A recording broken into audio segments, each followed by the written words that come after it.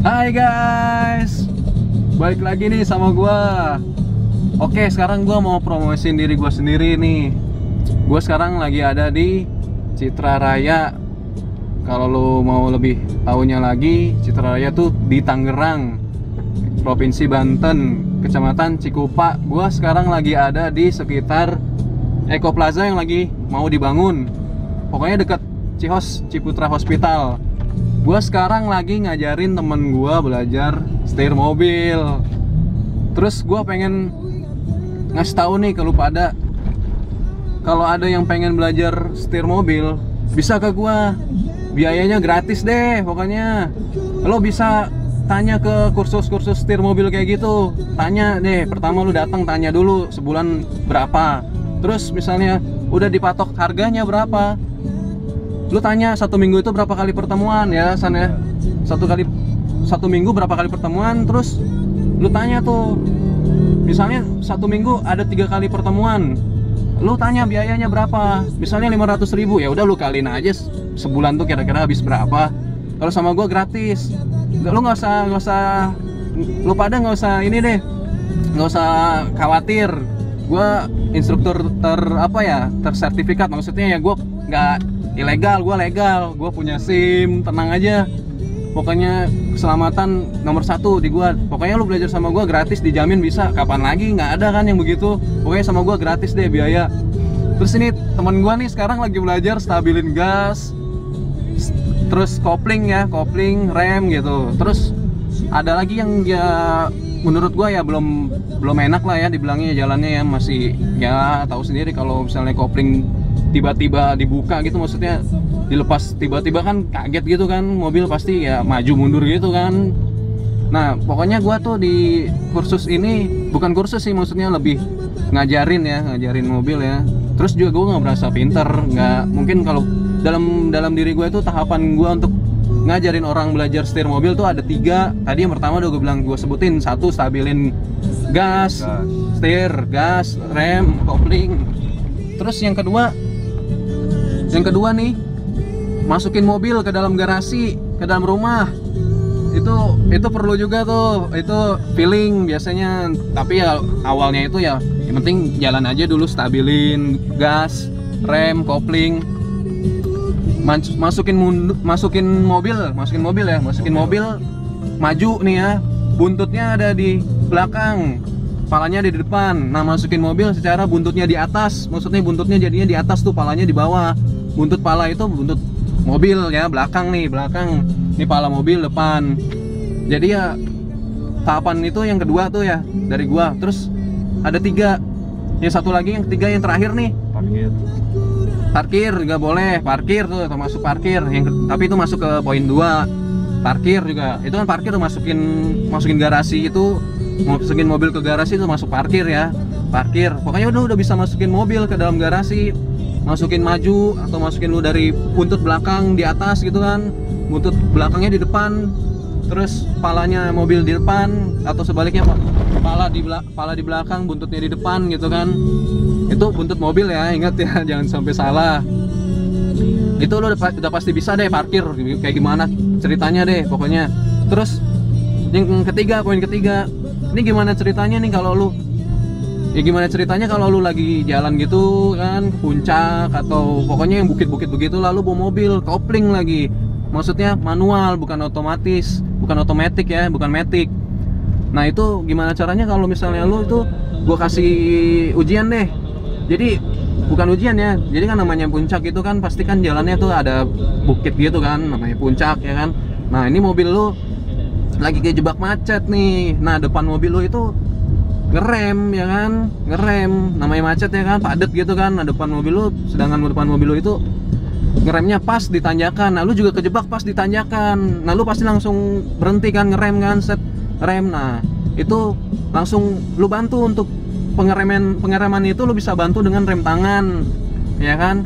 Karena kalau di puncak main kopling terus, lu cuma rem belakang, terus kaki kiri lu netralin gigi 1 ya kan. Terus setelah mobil depan jalan, lu masih keadaan nanjak, lu cuma buka rem kaki yang diinjek itu dilepas, Tapi kan sebelumnya tuh lu pasti biasanya sih kalau itu masukin kopling gigi satu kan, gigi satu. Tapi kan dari gigi satu udah masuk, kaki kanan lu sama kaki kiri lu udah berfungsi kan nih. Nah, mau nggak mau kaki kanan lu agak ini kan, agak repot kan, dari nginjek rem, setelah itu dilepas langsung pindah ke gas, langsung kopling lu tiba-tiba gitu kan. Nah itu kan bisa habisin ampas kopling, gua kasih tahu, itu bahaya itu banget tuh. Ampas kopling lu kena di puncak, baunya angus, nggak enak banget pokoknya itu. Wah, bahaya itu, parah deh, lu jangan sampai kena itu. Nah itu gue ingetin, pokoknya itu caranya bisa gue kasih tahu. Nah dari rem tangan itu, kalau lu pertama nanjak set, depan lu macet, depan lu berhenti pas ditanjakan, lalu rem kaki langsung lu injek, lalu lu tarik rem tangan. Nah gue pengen tahu gimana caranya itu supaya mobil itu kan lagi di rem tangan terus rem kaki. Kalau rem tangan juga lu udah bisa lepas rem kaki lu secara pelan-pelan ya. Biasanya secara pelan-pelan lu bisa lepas. Nah, udah di rem tangan, udah aman. Yang penting lu harus ingat, udah di rem tangan dulu baru lepas rem kaki. Jangan lu belum rem tangan lu lepas rem kaki, mobil lu mundur nabrak mobil belakang, repot. Nah, setelah itu lu bisa lepas, lanjut lagi lepas. Lu bisa lepas nih kaki kanan lu kan. Dari injekan lu itu lepas. Setelah lu lepas, terus rem tangan masih aktif nih. Rem tangan masih aktif. Ya udah, kalau lu mau jalan itu kan otomatis kan kaki lu bebas kanan kiri kan. Nah itu kan bisa, yang kaki kiri lah bisa nginjak kopling secara normal, bisa masukin gigi satu dulu, tapi masih di rem tangan, tapi jangan langsung dilepas. Nah itu pokoknya bisa deh gue ajarin, tenang aja. Terus pokoknya gue mau bilang makasih banget nih kalau emang udah bisa percaya sama gue. Pokoknya belajar setir mobil sama gue dijamin, pokoknya ya pokoknya dijamin bisa deh, sampai bisa gue ngajarin lu semua deh. Terus gue juga nggak sembarangan ngajarin mobil, gue ngajarin mobil tuh secara menyetir, cara mengemudi yang baik dan benar. Setelah misalnya lu semua udah bisa dari tahapan gue yang berikan itu, semua lu udah bisa tahapan itu, stabilin semua udah lancar, jaya, mulus gitu kan, semua jalan udah stabil semua. Lu harus bikin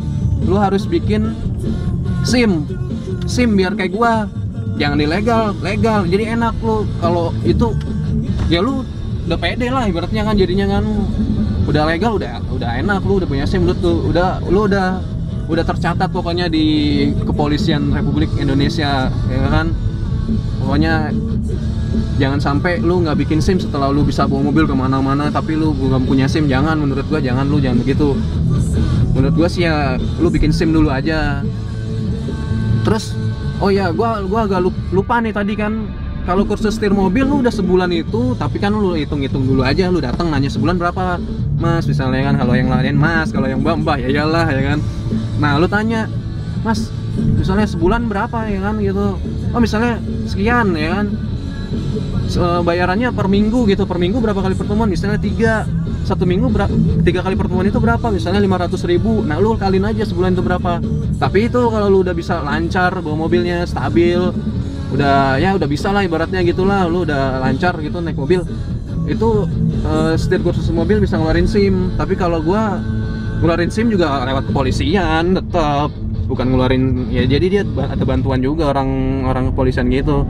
Tapi kalau gua nggak bisa ngeluarin SIM, yang ngeluarin bukan gua, polisi. Tapi lu registrasi sendiri, lu ngikutin prosedur yang ada. Lu mau tes apa, lu harus tes itu dulu, apa namanya ya, tes psikotes, terus lu tes praktek. Nah itu lu perlu wajib, biar lu tahu juga naik mobil tuh ada aturannya. Semua naik kendaraan tuh pasti ada aturannya, mengemudi yang baik dan yang benar. Terus lu harus tahu rambu-rambu lalu lintas. Terus untuk etika cara lu bermobil, pokoknya etika cara lu bermobil, naik mobil tuh nggak sama kayak naik kendaraan lain, atau apalagi motor. Nah, udah mati.